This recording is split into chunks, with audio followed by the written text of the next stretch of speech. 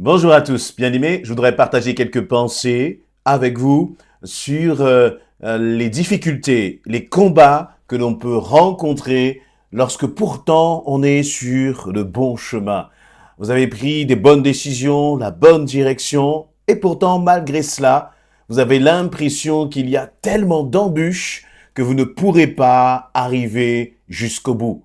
Mais laissez-moi vous dire que c'est une illusion.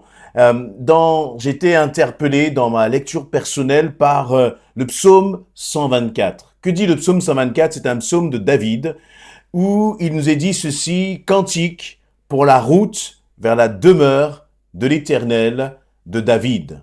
Si l'Éternel n'avait pas été avec nous. Juste si on s'arrête sur ce premier verset qui nous dit cantique pour la route vers la demeure de l'Éternel.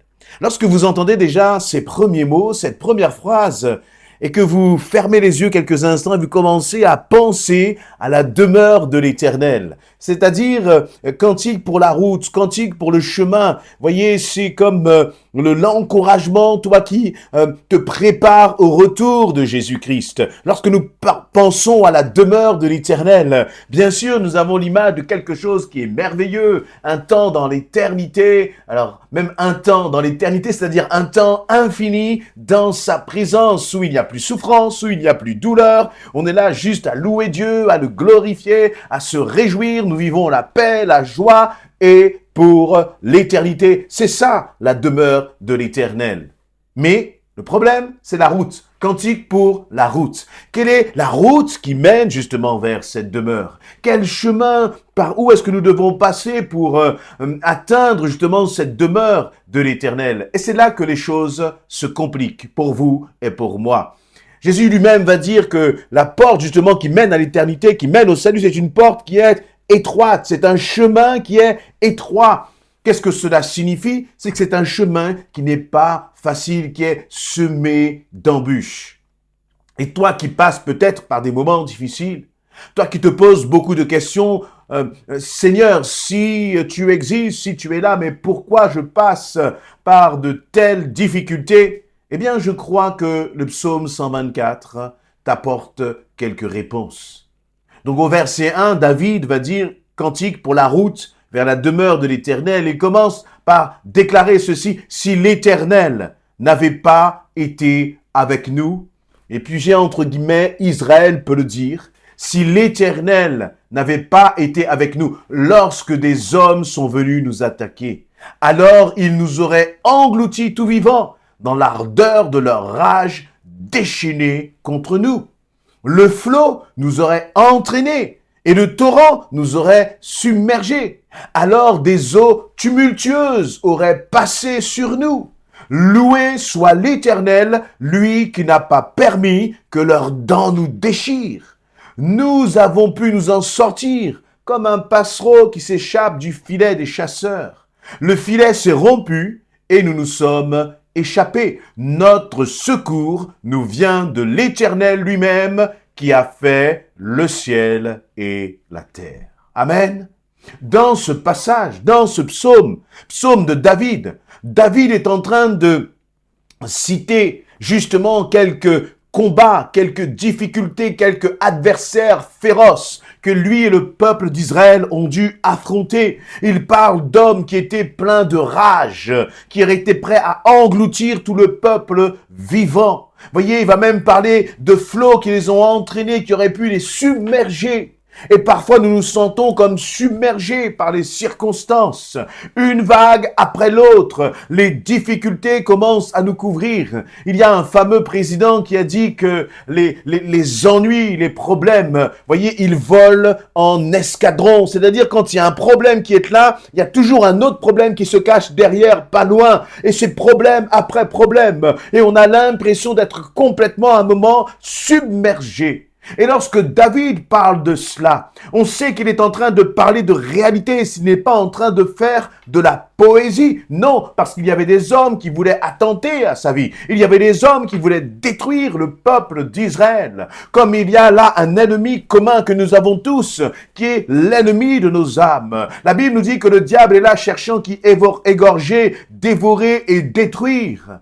Et si ce n'est pas par la grâce de Dieu, vous et moi, nous serions peut-être exterminés. Si ce n'était pas par sa protection divine sur nos vies, vous et moi, nous serions réduits à néant. Mais heureusement, et c'est ce qu'il va dire au verset 1.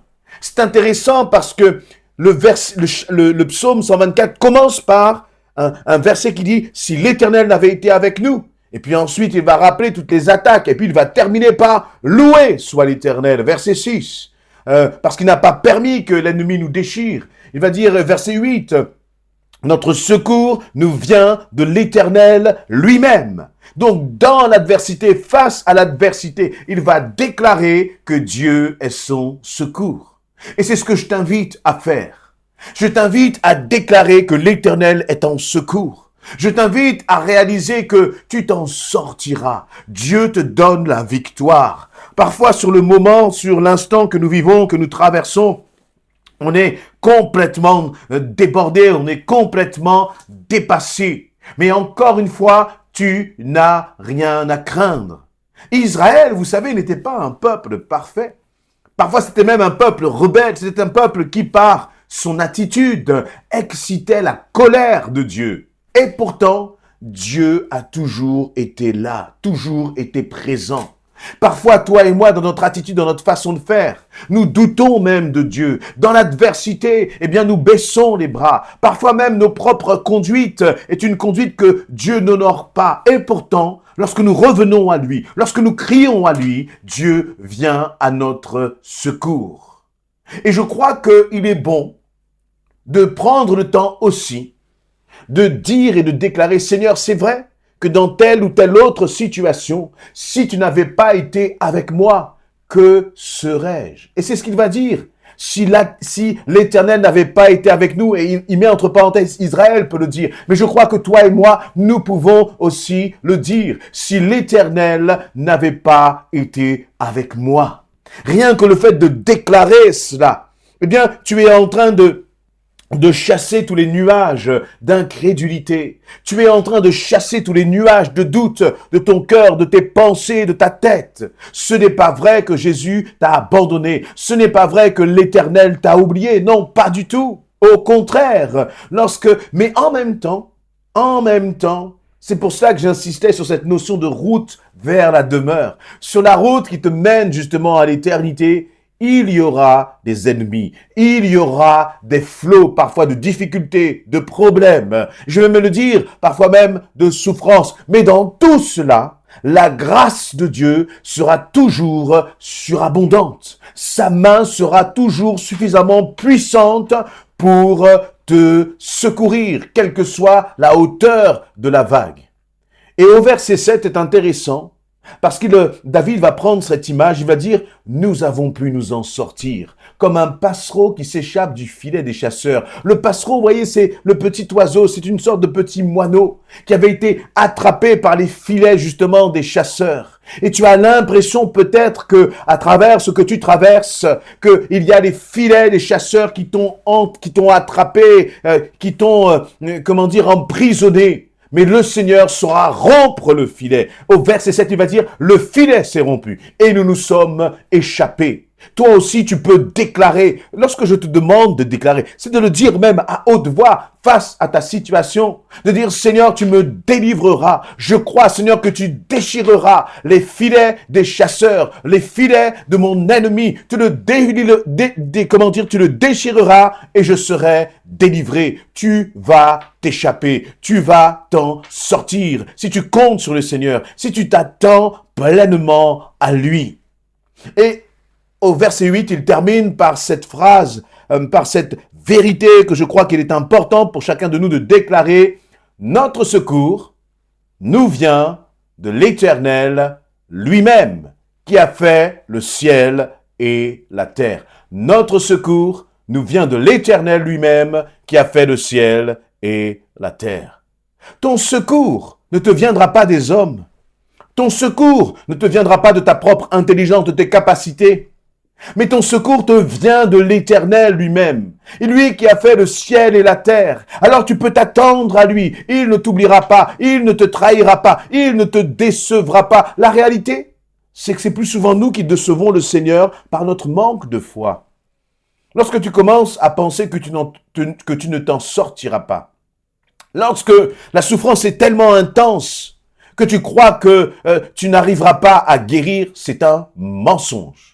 Dieu est capable de te guérir. Dieu va te guérir. Dieu ne demande qu'une chose, c'est de prendre soin de toi. Alors laisse-le te soigner. Laisse-le justement t'envelopper de ses bras d'amour. Voyez, notre Dieu, c'est notre super héros. C'est un héros tel qu'il n'y en a jamais existé. Alors tu n'as rien à craindre, mais déclare, mon secours me vient de l'Éternel, lui qui a fait les cieux et la terre. Psaume 124, verset 8, apprends même ce verset par cœur. Mon secours me vient de l'Éternel, lui qui a fait le ciel et la terre. Apprends-le, déclare-le sur ta situation et je t'assure que si tu fais de ce verset, tu t'en parles comme une vérité pour ta vie, tu vas commencer à sentir les craintes, les peurs et l'angoisse disparaître parce que tu vas commencer à déclarer que Dieu est au contrôle.